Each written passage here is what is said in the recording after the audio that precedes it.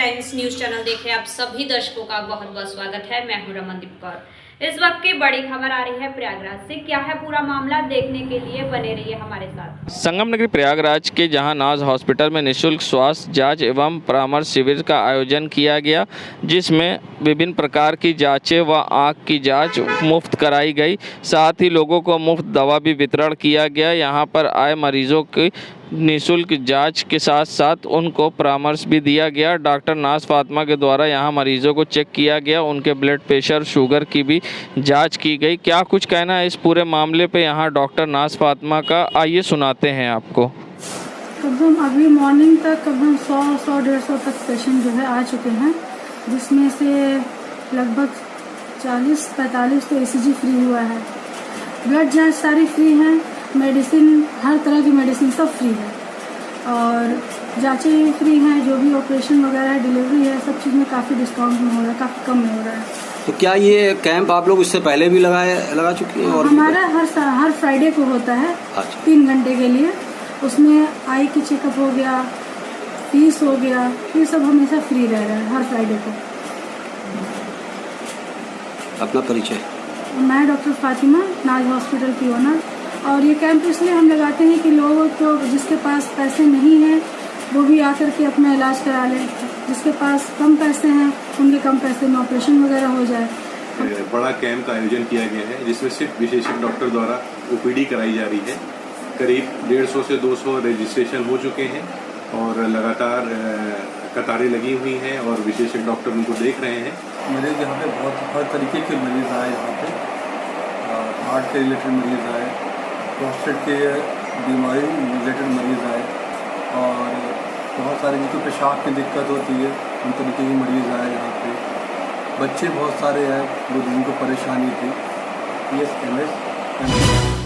संगम नगरी प्रयागराज के कोतवाली थाना अंतर्गत निरंजन डाट के पुल के नीचे स्मार्ट सिटी योजना के तहत लगाई गई कन्हैया की मूर्ति से बांसुरी चोरी हो गई है। वहां से होकर गुजरने वाले लोगों की अब जब नज़र पड़ी तो लोग चौंक गए। वहीं बड़ी बात यह है कि पुलिस इससे बेखबर है। 2019 के कुंभ में शहर में चौराहों का सौंदर्यीकरण हुआ था। स्मार्ट सिटी की योजना के तहत चौराहों पर अलग अलग मूर्तियाँ, कलाकृतियों को स्थापित कराया गया था। इसी के तहत निरंजन डाट पुल के नीचे भी कन्हैया व राधा की मूर्ति लगाई गई थी, लेकिन पिछले दिनों कन्हैया की मूर्ति से बांसुरी चोरी हो गई है। उधर निरंजन पुल के नीचे होकर गुजरने वालों की नजर पड़ी तो बिना बांसुरी की मूर्ति पे चौंक गए। खास बात यह है कि जिस जगह पर यह मूर्ति लगी वहां से सूरजकुंड पुलिस चौकी चंद कदम की दूरी पर है। इसके बावजूद पुलिस इस मामले से बेखबर है। सड़क के दोनों तरफ कलाकृतियां लगाई गई हैं, जिसकी नशेड़ी लोग रेलिंग तक उखाड़ कर ले गए हैं। यहाँ पे बांसुरी चोरी हो गई, ये प्रशासन की जो है जिम्मेदारी है। यहाँ सामने पुलिस चौकी है, तब भी बांसुरी चोरी हो गई और यहाँ इस पर ध्यान नहीं दिया जा रहा। मेरा नाम विकास मिश्रा है। देखिए, राधा कृष्ण की यहाँ पे जो मूर्ति लगी हुई थी और कुंभ में जो है काफ़ी रुपया खर्च करके PDF ने जो यहाँ पे पूरा लगाया था और उसके बाद जो है राधा कृष्ण की जो है मूर्ति, उसके साथ जो बांसुरी लगी हुई थी, काफ़ी बड़ी बांसुरी लगी हुई थी, उनको किसी चोर ने उसको चुरा लिया, चोरी करके लेके चले गया। शहर का एकदम अति व्यस्तम इलाका भी है ये और सामने पुलिस चौकी भी है। पुलिस चोरों की इतनी हिम्मत हो गई कि पुलिस चौकी के सामने से ही उसकी जो बांसुरी चुरा ले गए। और जो यहाँ पे देखने को ये मिल रहा है कि ये मूर्ति तो लगा दी गई है, लेकिन यहाँ पे ना इसका देखभाल हो रहा है, ना रख रखाव हो रहा है। और इतना रुपया खर्चा हुआ, क्या बोलते हैं, PDA ने पूरा इतना रुपया खर्चा करके लगाया भी, लेकिन उसका कोई बेनिफिट नहीं मिला। और यहाँ पे नशेड़ी और गंजेड़ी जितने भी चोर टाइप के वो रेलिंग तक भी यहाँ की चुरा ले गए। फिलहाल लोग हैं उसको ध्यान दें और जो भी बांसुरी अगर गायब हुई दूसरी बांसुरी इस पर लगाई। अमर शहीद चंद्रशेखर आज़ाद के बलिदान के बारे में इतिहासकारों ने अपने अपने तरीके से तथ्यों को किताबों में परोसा है। स्वाधीनता संग्राम के दौरान वे तत्कालीन कंपनी बाग, जो अब आज़ाद पार्क में, क्यों गए थे, इसको लेकर भी लिखा गया। इतिहास से ज़्यादा सुस्पष्ट नहीं है। इलाहाबाद राष्ट्रीय संग्रहालय में बनाई जा रही आज़ाद वीथिका के लिए आज़ाद के बलिदान के ठोस तथ्य खंगाले जा रहे हैं। वे वीथिका देश भर में एकलौती और अनूठी होगी। इसके लिए कदम भी फूंक कर रखे जा रहे हैं। वीथिका बताएगी कि आज़ाद का देश के लिए बलिदान क्यों और कैसे हुआ। संग्रहालय की ओर से कोशिश की जा रही है और जुलाई से पहले सभी तथ्यों को जुलाई में खंगाल कर और उसको परीक्षण करने के बाद national council of science museum को भेजा जाए। जिससे कि आज़ाद की वीथिका का उद्घाटन भी होना है। इसलिए बीते दिनों संग्रहालय की टीम ने स्वतंत्रता संग्राम के दौरान क्रांतिकारियों के खास केंद्र रहे पुस्तकालय में जाकर इतिहास को समेटा इतिहासकारों से ही तथ्यों की छानबीन कराई जा रही है। हालांकि काफ़ी कुछ पहले ही आज़ाद वीथिका की निर्माण टीम को उपलब्ध कराया जा चुका है, वहीं कोई कमी ना रह जाए इसको लेकर संजीदगी बरती जा रही है। संग्रहालय प्रशासन ये भी मानकर चल रहा है कि चंद्रशेखर आज़ाद का काम करना, उनकी वीर गाथा लोगों को ऑडियो विजुअल के आधार पर बताना तलवार की धार चलने जैसा है।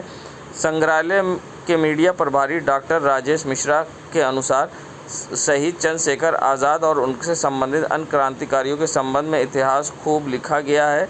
वहीं ऐसी भी जानकारी मिल रही है कि आज़ाद के बारे में लिखने वालों की सूचनाएं और तथ्यों को सही नहीं थे। इस पर मंथन चल रहा है।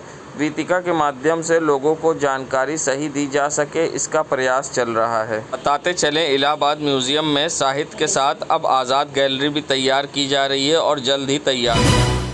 बीजेपी से निष्कासित नेता नुपुर शर्मा के बयान पर जहां देश में हिंसा हुई, तो ऐसे में सुप्रीम कोर्ट ने तर्क टिप्पणी करते हुए नुपुर शर्मा से देश से माफ़ी मांगने को कहा था। ऐसे में जहां सुप्रीम कोर्ट के इस संज्ञान लेने के बाद अब कांग्रेस के प्रदेश प्रवक्ता सैयद साहब ने नुपुर शर्मा से देश से माफ़ी मांगने की बात कही है और साथ ही उन्होंने सरकार को भी घेरा है और कहा है देश से, जनता से सरकार को भी माफ़ी मांगनी। इस पूरे मामले पर क्या कुछ कहना है कांग्रेस के प्रवक्ता सैयद साहब का, आइए सुनाते हैं। देखिए, सुप्रीम कोर्ट ने बहुत सही सवाल उठाया और सही टिप्पणी की। नुपुर शर्मा को टीवी के सामने आके माफ़ी मांगना चाहिए और साथ साथ मौजूदा सरकार को भी माफ़ी मांगना चाहिए कि इस मुल्क में जो नफ़रत का माहौल है वो सरकार पैदा कर रही है। सुप्रीम कोर्ट ने यह भी सवाल उठाया है कि अभी तक नुपुर शर्मा की गिरफ्तारी क्यों नहीं, दिल्ली पुलिस से भी सवाल उठाया। और सेम केस में ज़ुबैर साहब को सेम केस में आपने तत्काल सुप्रीम कोर्ट की टिप्पणी के बाद से आपने तत्काल उनको गिरफ्तार कर लिया। अगर नुपुर शर्मा के FIR होने के बाद अब तक अभी तक गिरफ्तारी नहीं की। पुलिस की शिथिलता ये बताती है कि ये सरकार के संरक्षण में नुपुर शर्मा चल रही है और इस पर उनके खिलाफ कोई कार्रवाई नहीं होनी है। इसलिए सुप्रीम कोर्ट की टिप्पणी एकदम जायज़ और वक्त पर की गई टिप्पणी है। इसे सरकार को देश से माफ़ी मांगना चाहिए कि लिए पूरे देश में नफ़रत का माहौल सरकार ने पैदा किया। एंजाइटी की समस्या से हर कोई दूसरा व्यक्ति ग्रसित होता है। एंजाइटी की बीमारी किस तरह से होती है, एंजाइटी में किस तरह की समस्या होती है और इसके किस तरह से बचाव है, एंजाइटी में किस तरह से हम एक्सरसाइज के ज़रिए अपने बचाव कर सकते हैं और किस तरह से अपने आप को स्वस्थ रख सकते हैं, किस तरह की एक्सरसाइज हमें एंजाइटी में करनी चाहिए, इस पर क्या कुछ कहना है मनोचिकित्सक डॉक्टर ईशान्या राज का कि एंजाइटी में किन किन एक्सरसाइज के ज़रिए आप अपने आप को स्वस्थ रख सकते हैं और अपना एंजाइटी से बचाव कर सकते हैं।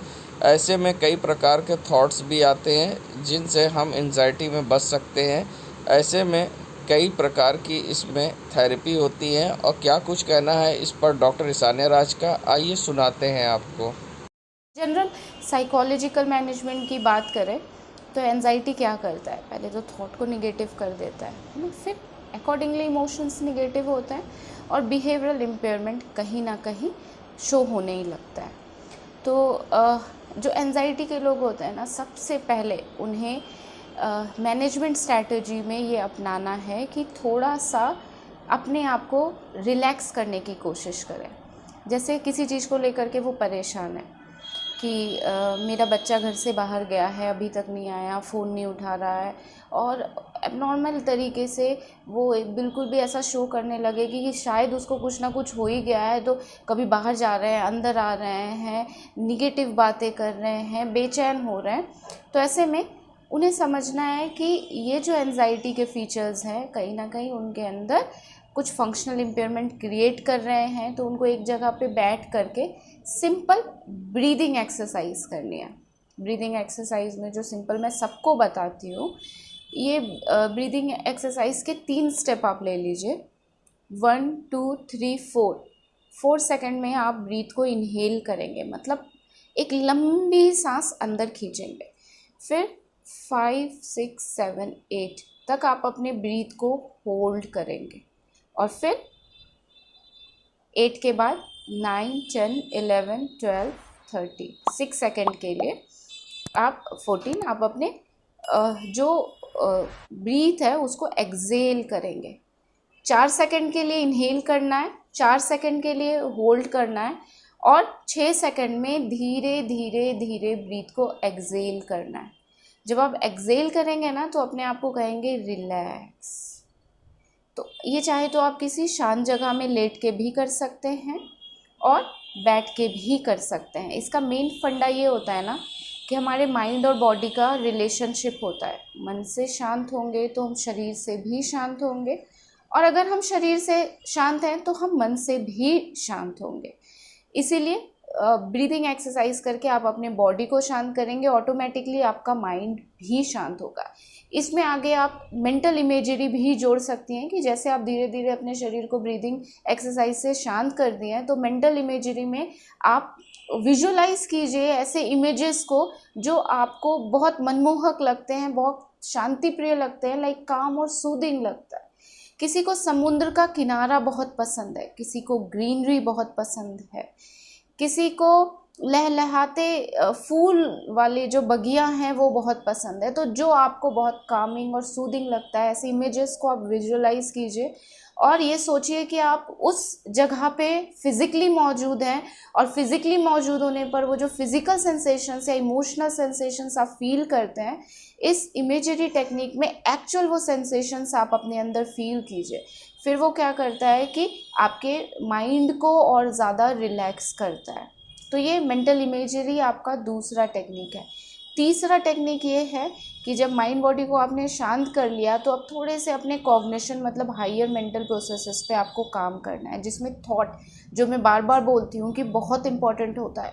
थॉट में आपको जो भी थॉट आ रहे हैं एंजाइटी के एसोसिएटेड, एंजाइटी डिसऑर्डर के एसोसिएटेड, आप उसको एक बार चैलेंज कीजिए या रीस्ट्रक्चर करने की कोशिश कीजिए कि क्या ये जो थॉट मुझे आ रहा है कि वो बाहर गया है, उसको कुछ हो जाएगा, इसके कुछ फैक्ट्स हैं?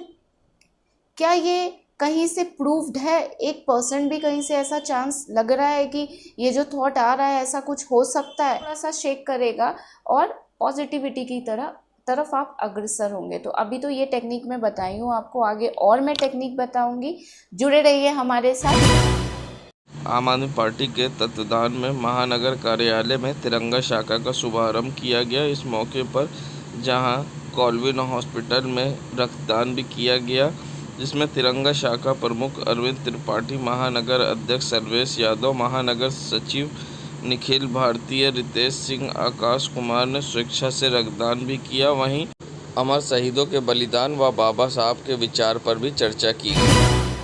संगम नगरी प्रयागराज के सुभाष चौराहे पर यातायात पुलिस ने चलाया सघन चेकिंग अभियान। कई लोगों को रोका और साथ ही गाड़ियों के कागजात चेक किए व उनके ड्राइविंग लाइसेंस भी यातायात पुलिस ने चेक किए। ज़्यादातर लोगों के पास ना तो सर पर हेलमेट था और ना ही जेब में ड्राइविंग लाइसेंस और यातायात नियमों का कर रहे थे उल्लंघन। जहां यातायात पुलिस ने कई यातायात नियम का उल्लंघन कर रहे लोगों का किया चालान।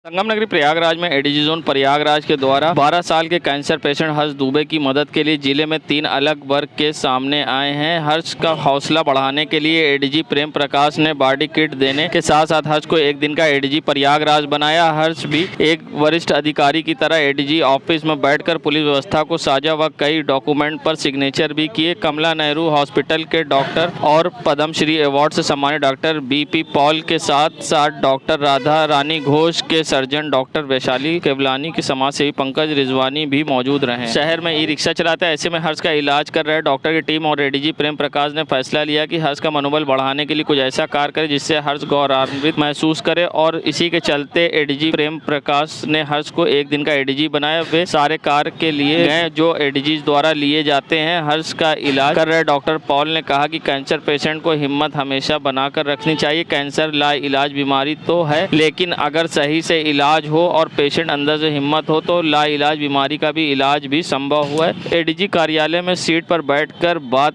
पुलिस की तरह से हर्ष ने सलामी दी गई। हर्ष के पिता संजय दुबे ने अपने बेटे की इस उपलब्धि पर बेहद खुश हुए। बहुत खुश है सर ने हमको जिस तरह साइन करवाया, सम्मानित किया, उसके लिए हम बहुत खुश हैं।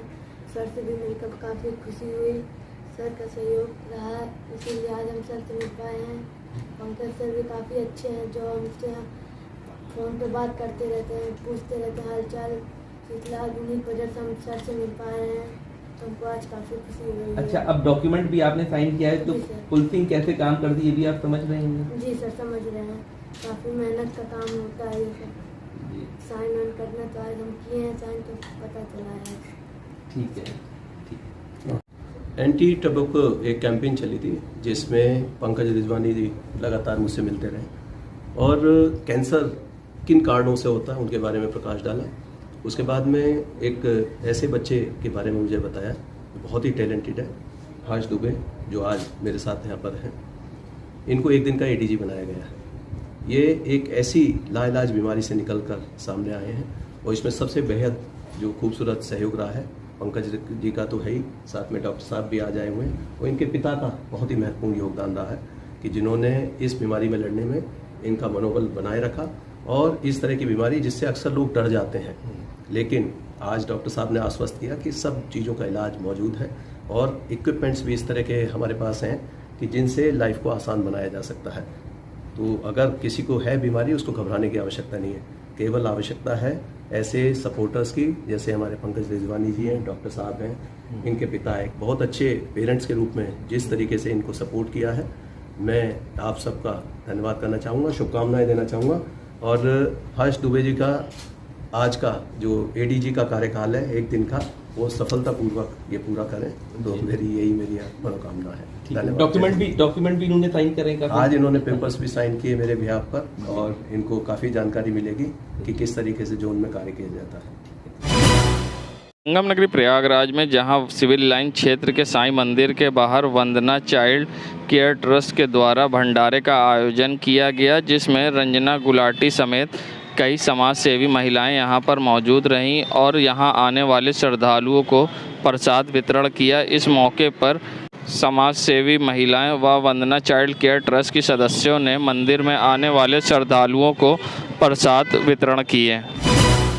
संगम नगरी प्रयागराज की सिविल लाइन बस स्टैंड के पास का नज़ारा है, जहां सिविल लाइन बस स्टैंड से चंद कदम की दूरी पर हनुमान मंदिर चौराहे से अब बस संचालित हो रही हैं और डग्गा मार बसें अब यहीं से संचालित हो रही हैं, जहां परिवहन माफिया लाखों रुपए का चूना परिवहन विभाग को लगा रहे हैं, मगर परिवहन विभाग की लापरवाही और सिविल लाइन पुलिस की लापरवाही सामने आई है, जिसमें खुलेआम यहां से बसें संचालित हो रही है और लाखों रुपए का परिवहन विभाग को चूना लगा रही है और जिम्मेदारों की लापरवाही आई सामने, जहां खुलेआम सिविल लाइन के चौराहे से चंद कदम की दूरी पर हनुमान मंदिर के बाहर से संचालित हो रहे डग्गा मार वाहन।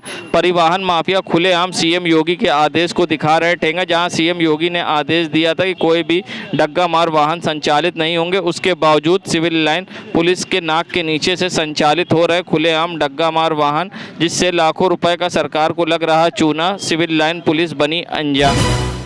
संगम नगरी प्रयागराज ईशा फाउंडेशन के संस्थापक सदगुरु ने 100 दिनों से एकल बाइक सवार के रूप में यात्रा की है और पूरे यूरोप, मध्य पूर्व एशिया और भारत के 10 राज्यों की यात्रा की है और 74 से अधिक देशों की सरकारों का समर्थन प्राप्त किया है। इस यात्रा का उद्देश्य दुनिया भर में तेजी से हो रहे मट्टी मरूली स्थिरीकरण को रोकना, सरकार की नीति बनाने के उद्देश्य से मोटरसाइकिल रैली काशी के पड़ोसी शहरों से होते हुए रविवार 3 जुलाई को प्रयागराज पहुंची, जहां यात्रा का मार्ग प्रतापगढ़ जौनपुर से भी गुजरेगा। प्रयागराज संगम तट पर मोटरसाइकिल सवारों का संगीत गायन और नृत्य के भव्य स्वागत किया गया। शास्त्रीय गायक सियाराम भट्ट और डॉक्टर रचना द्विवेदी ने संगीतमय प्रस्तुति दी। ईशा फाउंडेशन के स्वयंसेवकों ने मिट्टी को खराब होने व मिट्टी के मतुलीकरण की जागरूकता फैलाने के लिए जनता के बीच ब्रोशर वितरित किए गए। यह मिट्टी बचाओ अभियान है। यह एक वैश्विक अभियान है जो कि दुनिया भर की मिट्टी में हो रहे क्षरण को बचाने के लिए किया जा रहा है।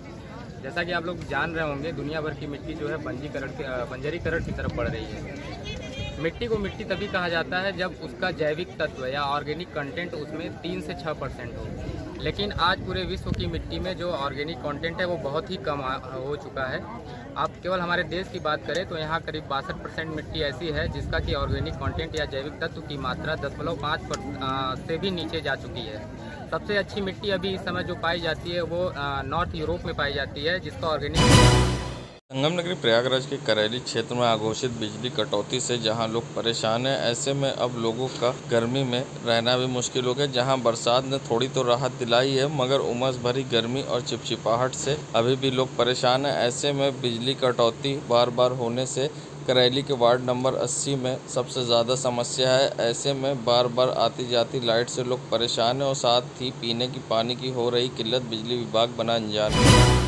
प्रयागराज में विदाकुल संस्थान द्वारा आयोजित सम्मान समारोह कार्यक्रम हुआ। वहीं छात्र संघ एवं सम्मान समारोह कार्यक्रम प्रयागराज में मुख्य अतिथि तौर पर महापौर अभिलाषा नंदी गुप्ता सम्मिलित हुई एवं स्टेट टॉपर छात्र छात्राओं को मोमेंटो देकर सम्मानित किया एवं ईश्वर से उनकी उज्जवल भविष्य की कामना की। अवसर पर सुप्रसिद्ध हास्य कवि शंभू सीकर, विदाकुल के डायरेक्टर सुधीर गुप्ता, सीओ तरुण सैनी, MLC मान सिंह यादव संघ कई अध्यापक और स्कूल के अध्यापिकाएं और छात्र उपस्थित रहे।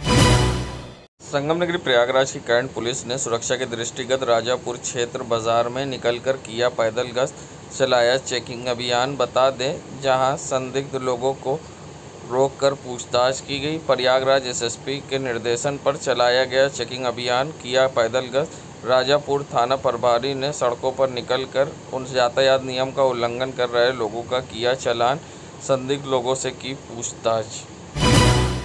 मानव कल्याण सोसाइटी द्वारा प्रयागराज में मेडिकल हेल्थ कैंप का आयोजन किया गया, जिसमें मुख्य अतिथि तौर पर महापौर अभिलाषा नंदी गुप्ता सम्मिलित हुई। क्षेत्र एवं समाज में कार्य कर रहे सभी लोगों को प्रोत्साहित किया एवं पुनीत कार्य करने हेतु शुभकामनाएं दी। इस अवसर पर अध्यक्ष प्रयागराज ब्राह्म ममता तिवारी, अध्यक्ष ललिता चौधरी, उपाध्यक्ष नीरज सिंह, मंत्री CP सिंह, कोषाध्यक्ष सुजीत सारिका श्रीवास्तव, सुमेश श्रीवास्तव तिवारी, अध्यक्ष बनरवाल सभा अजय बनरवाल आदि लोग उपस्थित रहे। देश दुनिया की खबरों के लिए world media times news channel को सब्सक्राइब करें।